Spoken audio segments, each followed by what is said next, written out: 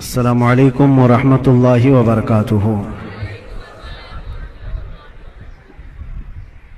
الحمد للہ وکفا وسلام علی حبیبہ المصطفى اما بعد فاعوذ باللہ من الشیطان الرجیم بسم اللہ الرحمن الرحیم ولا تقولوا لمن يقتل في سبیل اللہ اموات بل احیاء ولکن لا تشعرون صدق اللہ مولانا العظیم۔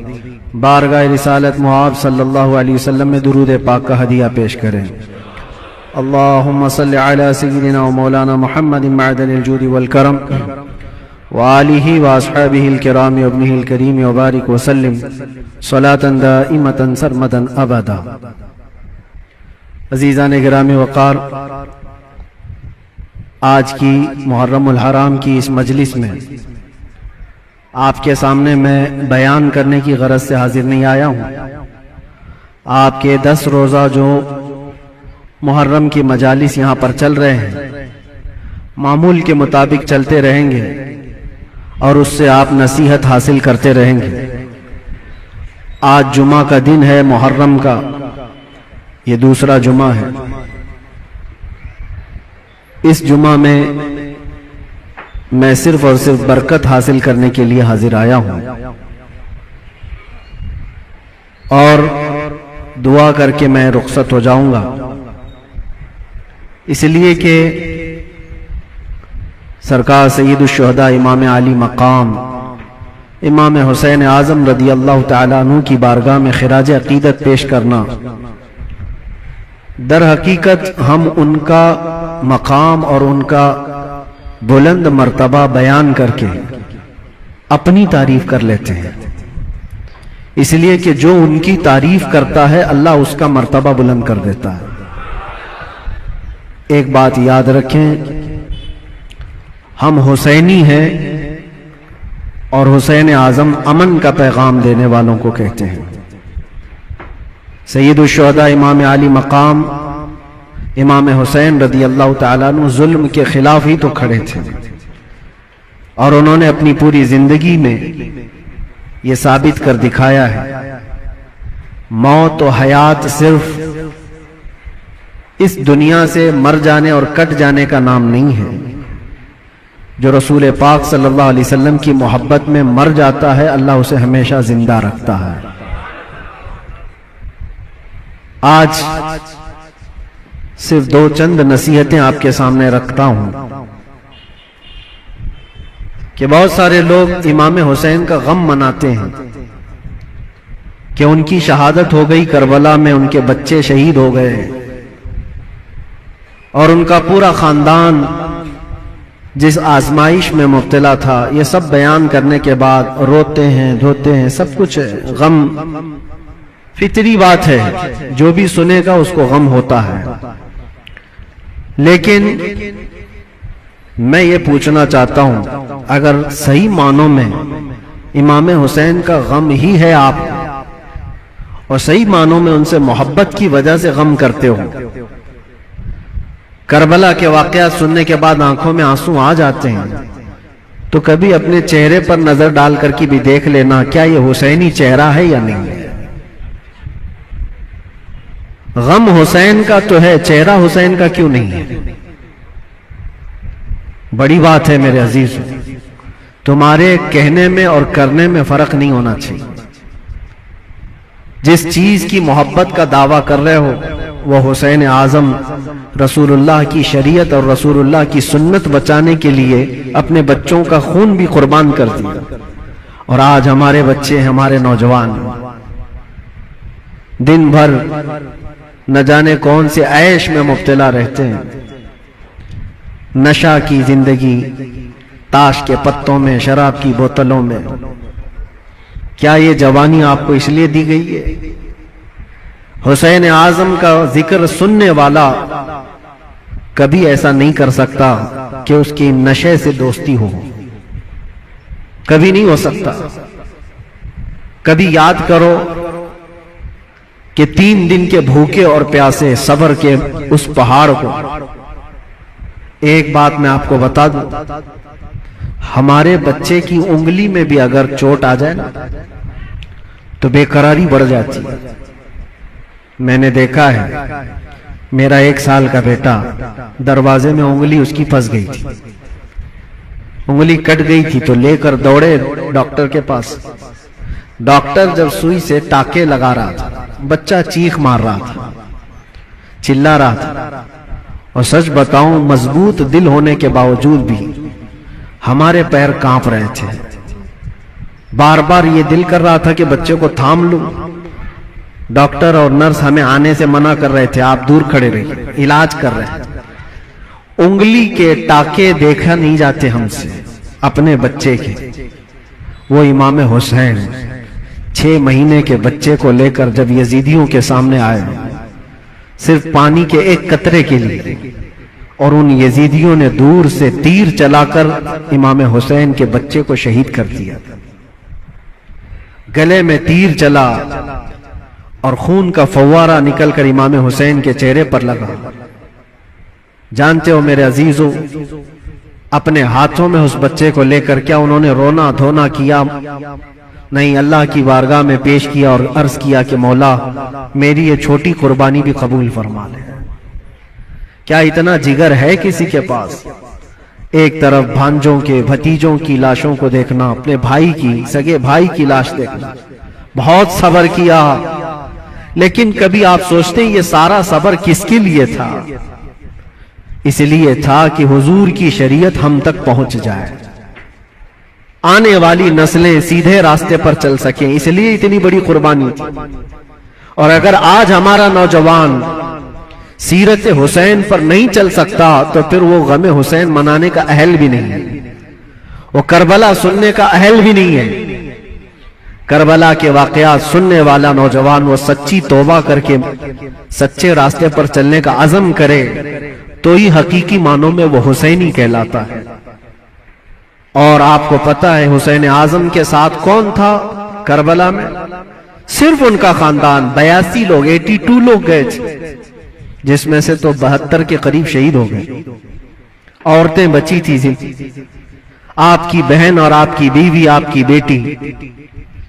یا عورتیں جب قیدی بن کر کے جا رہی تھی، لوگ الٹا سیدھا بیان کرتے ہوں گے لیکن صحیح معنوں میں روایت یہ ہے کہ ان اہل بیت کی خواتین کو اس حالت میں بھی پردے میں دیکھا گیا ہے. اہل بیت کی کوئی عورتیں بے حجاب نہیں تھی، وہ اپنے پردے کی پابندی کر رہی تھی، جیسے چاہے ویسے. آپ کو ایک بات بتاتا ہوں، جب امام حسین کا سر لے کر کے دمشق میں پہنچے، دمشق میں جب پہنچے تو پورے لوگ سر امام حسین کو دیکھنے کے لیے بھیڑ لگائے ہوئے تھے. تو اس وقت حضرت بی بی سکینہ جو 9 سال کی تھی، امام حسین کی بیٹی، وہ بھی چل رہی تھی. ایک صحابی وہاں دمشق میں رہتے تھے حضور کے، ان کی عمر زیادہ تھی، 80 سال کے قریب کے تھے. انہوں نے پہچان لیا امام حسین کی بیٹی کو دیکھ کر کے. وہ قریب آئے، کہا بیٹا افسوس ہے کہ رسول اللہ کے اس نواسے کو شہید کر دیا گیا، ہم کچھ نہیں کر سکے. بتاؤ کوئی حاجت ہے تو میں تمہاری حاجت پوری کروں. ایسے وقت میں ایک گھر جس کے گھر سے سب کچھ لٹ گیا ہو، کھانے پینے کو بھی نہ ہو اور قیدی بنا کر لے جایا جا رہا ہو، اس وقت ننھی سی بچی نے کیا کہا جانتے ہیں آپ؟ کہا اے میرے نانا کے صحابی، یہ جو میرے باپ کا سر نیزے پر ڈال کر لے جا رہے اس کو تھوڑا آگے کر دیجئے، یہ جلوس میں آگے کر دیجئے. کہا کیوں ایسا کہہ رہے ہو؟ کہا اس لیے کہ اس سر کو دیکھنے کے لیے بھیڑ جمع ہو رہی ہے اور وہ سر دیکھتے دیکھتے لوگ ہماری عزتوں کو بھی دیکھ رہے ہیں، ہماری طرف بھی دیکھ رہے ہیں، ہماری بے پردگی نہ ہونے پائے. جو سر دیکھنا چاہتے وہ سر دیکھیں، ہم تو کم سے کم محفوظ رہیں. اس عالم میں بھی اپنے پردے کی حفاظت کرنے والی اہل بیت کی وہ چھوٹی سی بچی پر قربان جاؤ. آج ہماری بھی عورتیں ہیں، عورتوں کو اس کربلا کے واقعے سے یہ سیکھنا چاہیے کہ جتنے عیش پرستی میں دنیا تمہیں آج باہر دعوت دے کر بلا رہی ہے، میری بہنوں یہ حقیقی زندگی نہیں. اسلامی زندگی یہ ہے کہ رسول اللہ صلی اللہ علیہ وسلم کے اہل بیت سے جڑے ہوئے ہر خاتون نے ایسی زندگی گزاری ہے کہ کسی اجنبی نے زندگی بھر ان کے کسی چیز کو دیکھا نہیں ہے. اللہ کرے کہ ہمیں وہ زندگیاں نصیب ہوں۔ بس میرا یہ پیغام ہے کہ حسین اعظم کو سننے کے لیے صرف رونا دھونا ضروری نہیں، بلکہ حسین اعظم کو سننے والے کو یہ عزم اور حوصلہ رکھنا چاہیے کہ میں اپنی خواہشات کو مار کر کے اللہ کی رضا کے لیے جیوں گا، اللہ کی رضا کے لیے جیوں گا۔ جو بری عادتیں زندگی میں آتی ہیں اس کو ترک کرنا یہ بھی ایک بہت بڑا عزم ہے، ایک بہت بڑا حوصلہ ہے۔ نوجوانوں سے میں گزارش کروں گا، آج پوری دنیا تمہاری طرف دیکھ رہی ہے۔ آج جانتے ہیں ہماری قوم کو کیا کیا الزامات ہیں کہ نشہ تمہارے ہاں بکتا ہے، نشہ تم کرتے ہو، جھوٹ تم بولتے ہو، چوریاں تمہارے محلے میں ہو رہی ہیں، بہت ساری آوارگیاں۔ یہ سب باتیں کیوں آئی تمہارے اندر؟ رسول اللہ صلی اللہ تعالی علیہ وسلم کے خاندان سے محبت کرنے والے، اہل بیت سے محبت کرنے والے اپنے معاشرے میں ایسے تو نہیں رہ سکتے۔ جس رسول نے کہا صفائی آدھا ایمان ہے، آج ہمارے محلوں میں صفائی نہیں۔ بات صرف یہی ہے کہ صرف زبان سے حسین حسین کہہ لینے کا نام حسینی نہیں ہوتا، حسینی نہیں ہوتا۔ اپنے عمل سے یہ ثابت کر کے دکھاؤ کہ ہم حسینی کردار رکھتے ہیں، یزید سے آج بھی نفرت رکھتے ہیں۔ اور آخری بات، حکومتیں سب کی جائیں گی، آج جو تخت پر بیٹھے ہوں کل اتر جائیں گے۔ یزید 3 سال تک حکومت کیا، اپنے 3 سالہ دور میں اس نے بہت ظلم کیا، لیکن تختہ ختم ہو گیا، یزید مر گیا۔ مجھے بتاؤ آج پوری کائنات میں جھنڈا یزید کا لہراتا ہے یا حسین کا لہراتا ہے؟ وجہ یہی ہے، حق کے لیے جو کھڑا ہوا رب تعالیٰ اسے قیامت تک زندہ رکھتا ہے۔ اسی لیے ہمیشہ اس بات کو یاد رکھو میرے عزیزو، ظلم کرنے والے ظلم کرتے رہیں گے، مصائب آتے رہیں گے، مصیبتیں آتی رہیں گی، مشقتیں آتی رہیں گی۔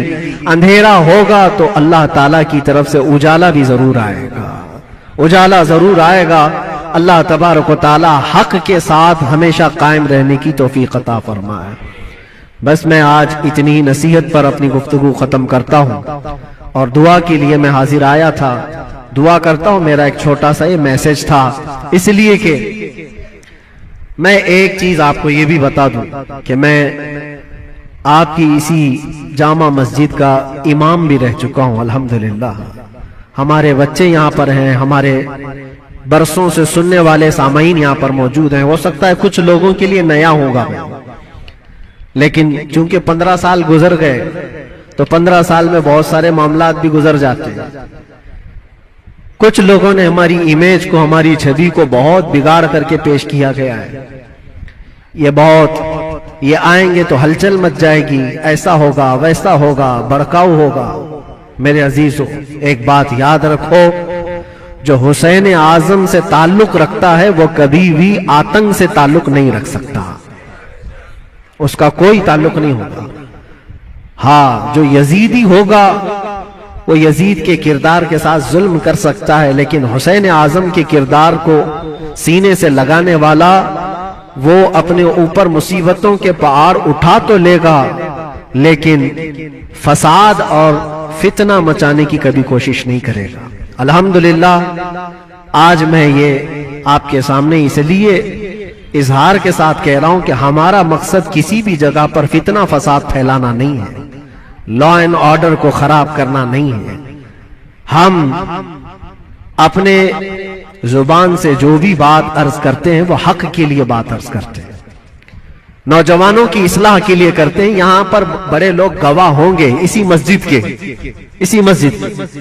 وہ بچے جو 24 گھنٹے نشے میں رہتے تھے، الحمدللہ 60 سے زیادہ نوجوان میرے ساتھ اسی مسجد میں اعتکاف پہ بھی بیٹھے تھے۔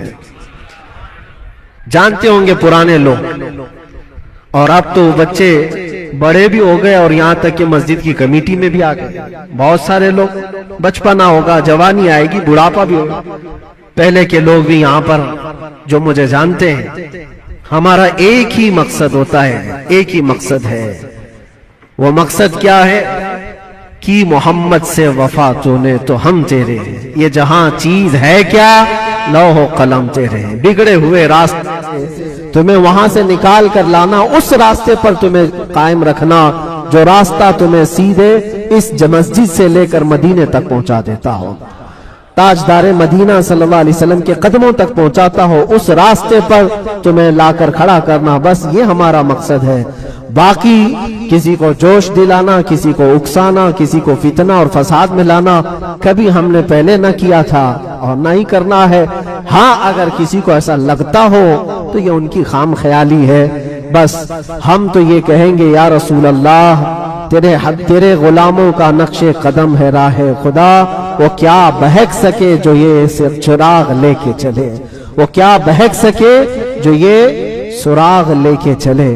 بس آخری میسج یہی ہے کہ محمد سے وفا تو نے تو ہم تیرے ہیں، یہ جہاں چیز ہے کیا لوح و قلم تیرے ہیں، زندگی تمہاری اپنی نہیں ہے، یہ اللہ کے رسول کے لیے دی ہوئی زندگی ہے۔ میرے مرشد گرامی حضور تاج الشریعہ بدر الطریقہ رحمت اللہ تعالی علیہ یہ کہہ کر کے گئے، زندگی یہ نہیں کسی کے لیے، زندگی ہے نبی کی نبی کے لیے، نہ سمجھ مرتے ہیں زندگی کے لیے، جینا مرنا ہے سب کچھ نبی کے لیے۔ لبیک یا رسول اللہ، لبیک یا رسول اللہ، لبیک یا رسول اللہ، وآخر دعوانا الحمدللہ رب العالمین۔ پھر کسی موقع پر انشاءاللہ العزیز آپ کے ہاں حاضر آئیں گے، جو بھی معاملات ہوں گے سب کو کلیئر کر کے انشاءاللہ العزیز آپ کے سامنے بیان کریں گے۔ السلام علیکم ورحمۃ اللہ وبرکاتہ۔